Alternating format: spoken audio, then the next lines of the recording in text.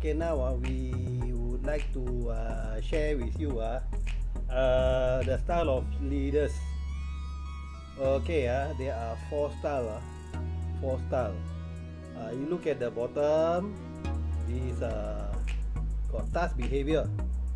Okay, the bottom left on your side is low task task behavior.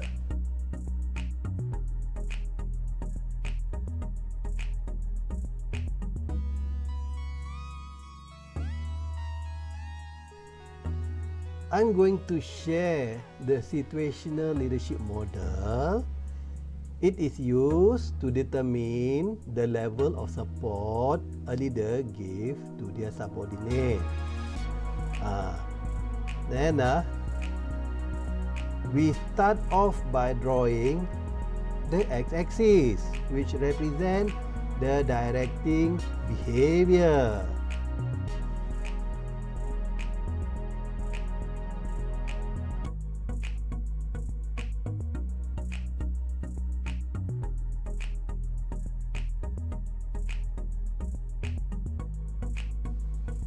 Vanakkam.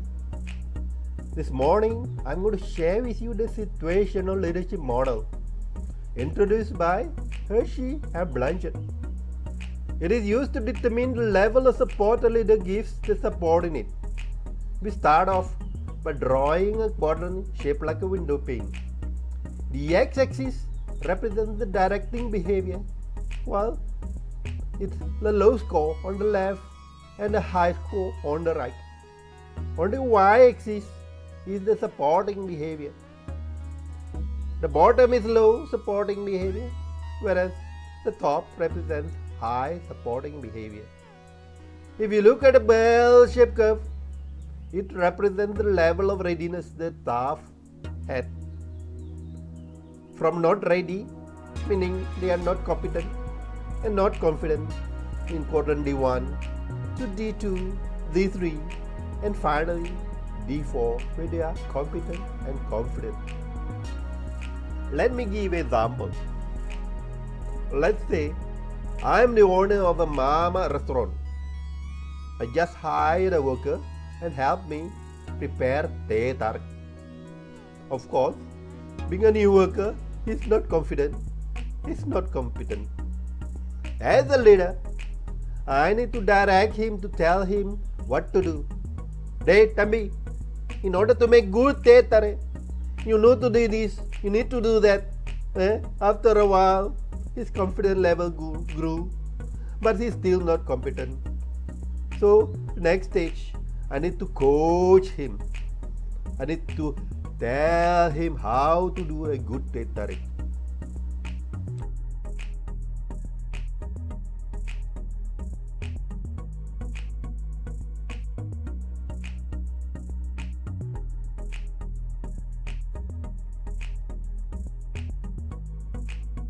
Welcome. I would like to share with you the situational leadership model introduced by Hershey and Blanchard. Let's say the x-axis represents the directing behavior and the y-axis represents the supporting behavior. And we have the window pane, or what we call it quadrant, which represents the level of support leaders give to their subordinates. And the bell curve, bell curve shape is the level of readiness of the subordinates. I give you an example.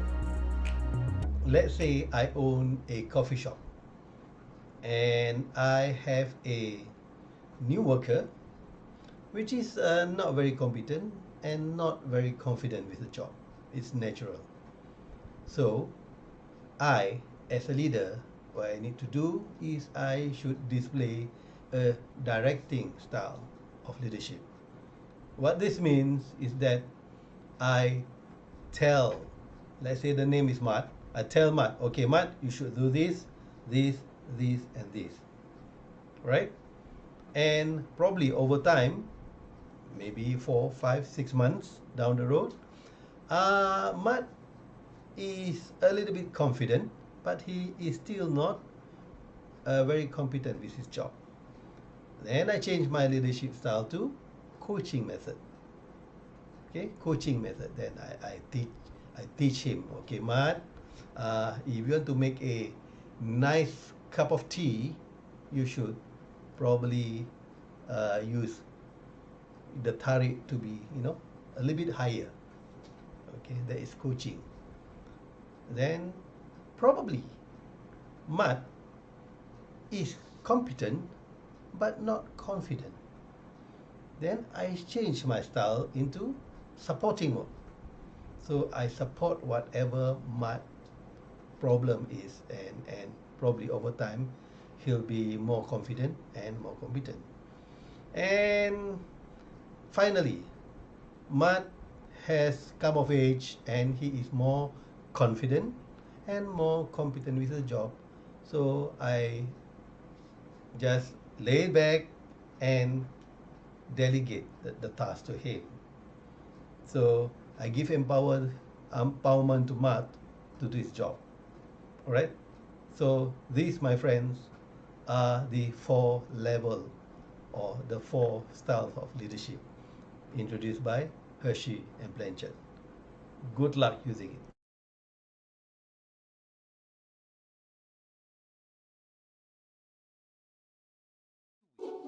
We're going to be looking at how our mindsets shape everything that we do. Now, as we kick things off today, I'd like you to think about your own experience.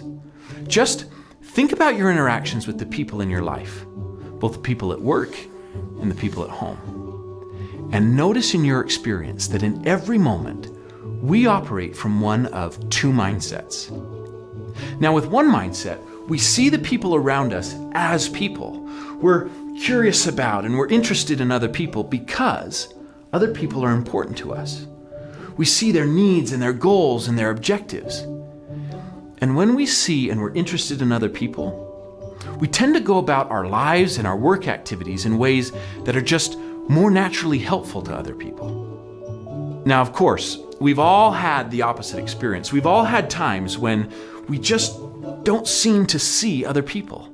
Times when we're just not curious about the needs and the objectives of the people around us. In these moments, other people aren't really people to us. Other people are more like objects. Now, when we don't see others' needs and objectives, all of our activities, everything that we do, tends to be about us. It tends to be self-focused.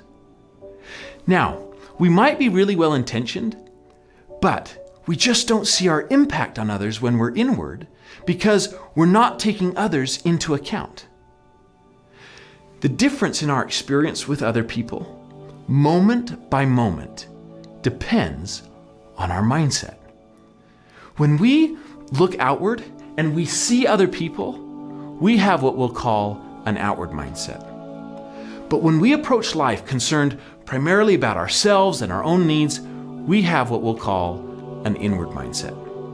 Just as we've all had our own experience operating from these 2 mindsets, we've also each had our own experience interacting with people who see us as people or who see us as objects. And we know what it's like to be with other people who have an outward mindset. We know what it's like to feel really seen by others, to be with other people who take us into account. And of course, we all know what it's like to interact with people who are just inward, people who don't see us as people. It's a very, very different experience when we don't feel seen, when other people don't take us into account. Just be on the lookout, pay attention, look around you, and try to notice those individuals, both at work and at home, that help other people feel seen. Observe them. See what you learn from them. Pay attention to how other people respond to them. Good luck.